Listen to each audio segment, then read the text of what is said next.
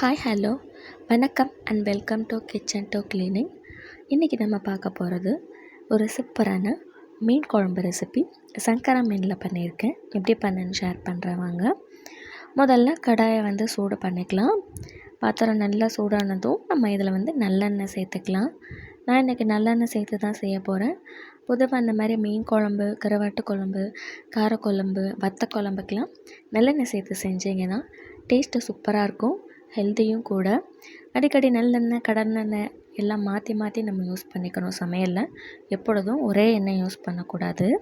இப்போ எண்ணெய் நல்லா சூடானதும் இதில் 1 ஸ்பூன் கடுகு, 1/2 ஸ்பூன் வெந்தயம், 1/2 ஸ்பூன் ஜீரகம், கூடவே கொஞ்சமாக கருவேப்பிலை சேர்த்துருக்கேன். இதெல்லாம் நல்லா பொரியட்டும். எண்ணெய் கொஞ்சம் ஜாஸ்தியாகவே சேர்த்துக்கோங்க, அப்போ மீன் குழம்புக்கு நல்லா இருக்கும். இப்போ இதெல்லாம் நல்லா பொரிஞ்சதும் இது கூடவே ஒரு 7லேருந்து 8 பல் பூண்டு நான் சேர்த்துருக்கேன். பூண்டு வேணும்னா நீங்கள் அதிகமாகவே சேர்த்துக்கலாம். எங்கெங்க பூண்டு வைக்கிற விலையில் பூண்டுலாம் அதிகமாகலாம் சேர்க்க முடியாதுங்க. பார்த்து பார்த்து தான் சேர்க்க வேண்டியதாக இருக்குது. நல்லெண்ணெயில் பூண்டை வதக்கும் போது உங்களுக்கு நல்லா வாசம் வரும். பூண்டை நல்ல கலர் மாதிரி வதங்குற அளவுக்கு வதக்கிக்கோங்க. ஏன்னா அதுக்கப்புறம் நம்ம குழம்புல சேர்த்துட்டோம் அப்படின்னா அந்தளவுக்கு வேகாத மாதிரி இருக்கும். ஸோ எண்ணெயிலே நல்லா வதக்கிக்கோங்க. இதுக்கப்புறமா நான் ஒரு 3 பெரிய வெங்காயம் இந்த மாதிரி நல்லா சாப் பண்ணி வச்சுருக்கேன். கொஞ்சம் சின்ன சின்னதாக கட் பண்ணிக்கோங்க, அப்போ குழம்புல அந்தளவுக்கு உங்களுக்கு தனித்தனியாக தெரியாது. இப்போ வெங்காயம் சேர்த்துட்டு நம்ம நல்லா வதக்கிக்கலாம். வெங்காயம் வதக்கும் போது கொஞ்சமாக 1 ஸ்பூன் உப்பு சேர்த்துட்டு வதக்கிக்கோங்க. அப்போ வெங்காயம் நமக்கு சீக்கிரமாகவே வதங்கி வந்துடும். வெங்காயம் இந்த அளவுக்கு நல்லா வதங்கினதும் இது கூடவே 2 பெரிய தக்காளி நான் கட் பண்ணி வச்சுருக்கேன், அதையும் சேர்த்துக்கலாம். தக்காளி நல்லா பழுத்த தக்காளியாக எடுத்துக்கிட்டிங்கன்னா உங்களுக்கு சீக்கிரமாக வெந்து வெங்காயத்து கூட சேர்ந்து வந்துடும். தக்காளி அதிகமாகவும் சேர்க்க வேணாம், ஏன்னா நம்ம புளி ஜாஸ்தி சேர்ப்போம். தக்காளியும் நீங்கள் நிறையா சேர்த்துட்டிங்கன்னா புளி குழம்பு மாதிரி ஆகிடும். ஸோ தக்காளி சேர்த்துட்டு வெங்காயம் தக்காளியை நல்லா கலந்து விட்டுக்கோங்க. இப்போ இதை நல்லா சுருள நம்ம வதக்கணும். குழம்புல வெங்காயம் தக்காளி இருக்கிறதே தெரியாத அளவுக்கு நம்ம வதக்கிக்கணும். ஸோ அதை நான் மூடி போட்டு ஒரு 5 நிமிஷம் நல்லா வேக விட போகிறேன். பாருங்கள், இந்த அளவுக்கு வெங்காயம் தக்காளி நம்ம நல்லா வதக்கிக்கணும்.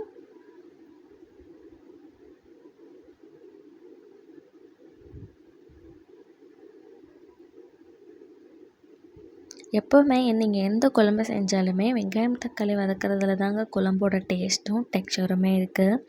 நம்ம நல்லா திக்காக அதை நல்லா வேக வச்சு வதக்கிட்டோம் அப்படின்னா குழம்புல நமக்கு தனித்தனியாக இருக்கிற மாதிரியும் தெரியாது. குழம்பு நல்லா திக்காகவும் இருக்கும், டேஸ்ட்டாகவும் இருக்கும். இல்லைன்னா வெங்காயம் எல்லாமே தனியாக தெரிகிற மாதிரி இருக்கும், குழம்பு ஒரு மாதிரி தண்ணியாக இருக்கும். ஸோ வெங்காயம் தக்காளியை நல்லா இந்த அளவுக்கு நம்ம வதக்கிக்கலாம்.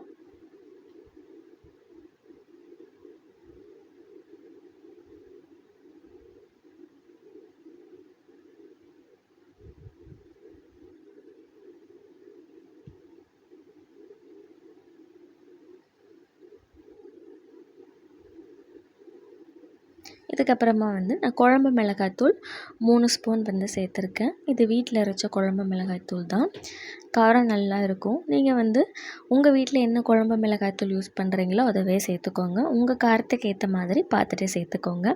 இது கூடவே தனி மிளகாய்த்தூள் வேணும்னாலும் நீங்கள் பார்த்துட்டு சேர்த்துக்கலாம். நான் வெறும் குழம்பு மிளகாய்த்தூள் மட்டும்தான் சேர்த்துருக்கேன். சேர்த்துட்டு இதை நல்லா வதக்கி விட்டுக்கோங்க. இந்த வெங்காயம் தக்காளி கூடவே இந்த எண்ணெயில் வதக்கும்போது நமக்கு கொஞ்சம் ராஸ்மெல் நல்லா போயிடும். மசாலா சேர்க்கும்போது எப்போவுமே அடுப்பை சிம்மில் போட்டுக்கோங்க, இல்லை நீங்கள் போட்டோன்னே கரிஞ்சிட ஆரம்பிச்சிடும். இப்போ அதை நல்லா வதக்கிக்கலாம் நம்ம மசாலாவை. இது கூடவே நான் ஒரு பெரிய லெமன் சைஸ் புளி கரைச்சி வச்சுருக்கேன், அதையும் சேர்த்துக்கிறேன். புளி கொஞ்சம் ஜாஸ்தி தாங்க சேர்க்கணும், அப்போ தான் அது மீன் குழம்புக்கு நல்லாயிருக்கும். மீன் குழம்பு எப்போவுமே நீங்கள் மொதல் நாள் சாப்பிட்றத விட வச்சுட்டு அடுத்த நாள் சாப்பிடும்போது டேஸ்ட்டு சூப்பராக இருக்கும். அதுக்கு ரீசனே நம்ம புளி ஜாஸ்தி சேர்த்து நல்லா கொதிக்க விட்டு குழம்ப குக் பண்ணணும், அப்போ தான் நமக்கு நல்லாயிருக்கும். இப்போ இது கூடவே நான் தண்ணி சேர்த்துக்கிறேன். 1 கிளாஸ்லேருந்து 1.5 கிளாஸ் தண்ணி ஜாஸ்தி தான் சேர்த்துக்கணும். ஏன்னா நம்ம நல்லா 10லேருந்து 15 நிமிஷம் இதை கொதிக்க விட்டு வேக விடணும். ஸோ தண்ணி சேர்த்துட்டு நான் மூடி போட்டு ஹை ஃப்ளேமில் வச்சுட்டு நல்லா கொதிக்க விட போகிறேன்.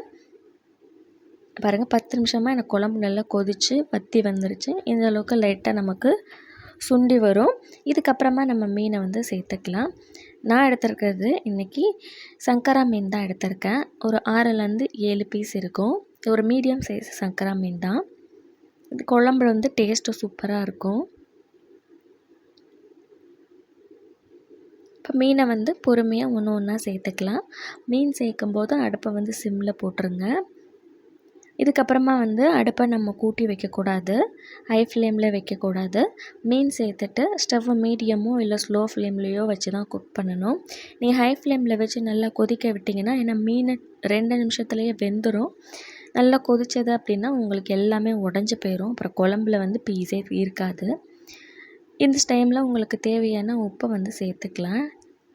உப்பை டேஸ்ட் பண்ணிவிட்டு நீங்கள் கொஞ்சமாக சேர்த்துக்கோங்க. சேர்த்துட்டு மெதுவாக வந்து கலந்து விட்டுக்கோங்க.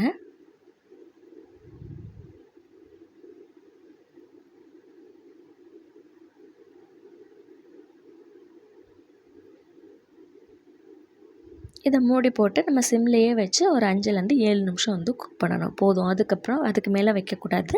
அதுலேயே நமக்கு மீன் வந்து சூப்பராக வெந்துடும். ரொம்ப நேரம் வச்சிங்கன்னா அவ்வளோதான், உங்களுக்கு மீன் உடைய ஆரம்பிச்சிடும்.